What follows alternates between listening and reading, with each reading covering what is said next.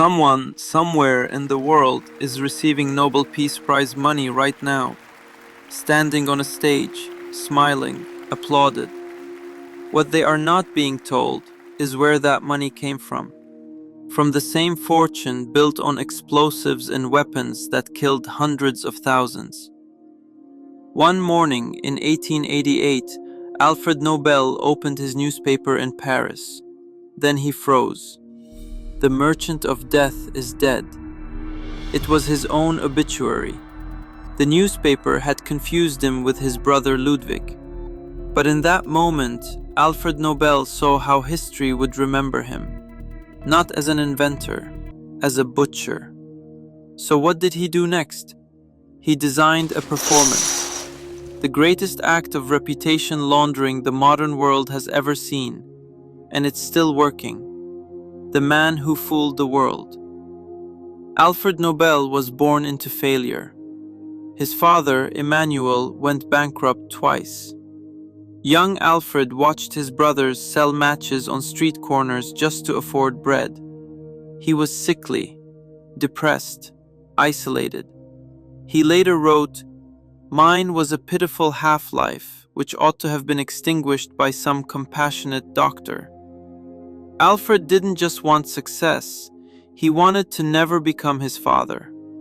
When he encountered nitroglycerin at age 17, something changed. For the first time in his life, he felt powerful. A liquid so volatile it could explode from a single drop, and he believed he could control it. From that moment on, Alfred's life became about control. Controlling explosives, controlling chaos, and eventually controlling his legacy. September 3rd, 1864. Alfred's factory in Stockholm exploded without warning. His younger brother Emil, just 21, was killed instantly. The blast was so violent that witnesses couldn't identify the bodies. Alfred blamed himself. He swore, "I will never let this happen again."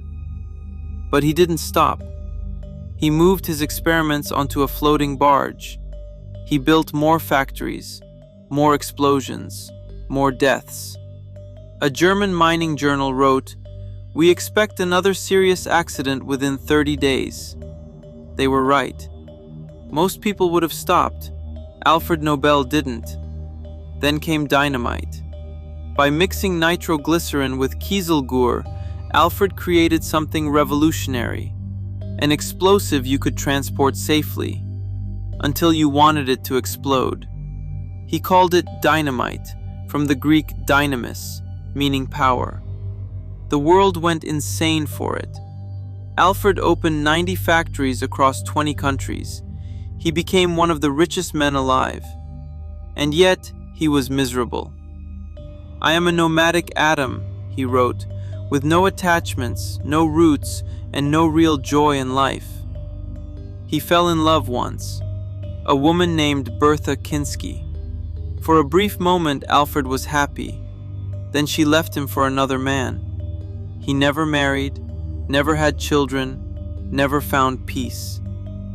And then the world weaponized dynamite. Anarchists used it to terrorize cities. Over 7,000 bombings in New York alone. Theodore Roosevelt called it the greatest threat facing America. But here's the uncomfortable part. Alfred marketed explosives to militaries.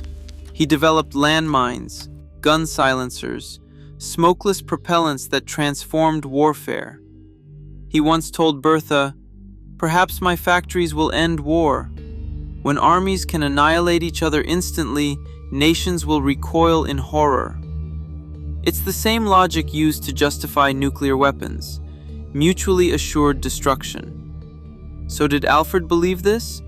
Or was he rationalizing something he couldn't live with? Which brings us back to 1888, to the obituary that called him the Merchant of Death.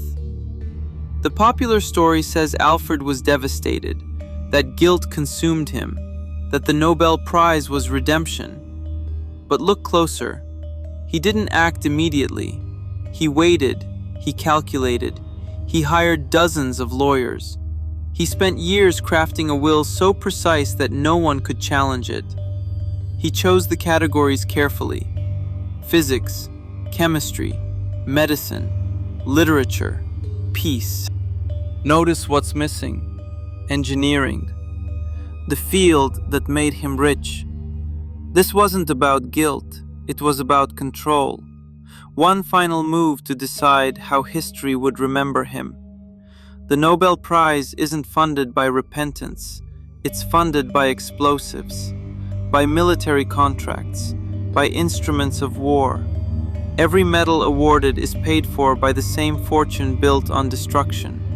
The prize doesn't erase that history, it hides it.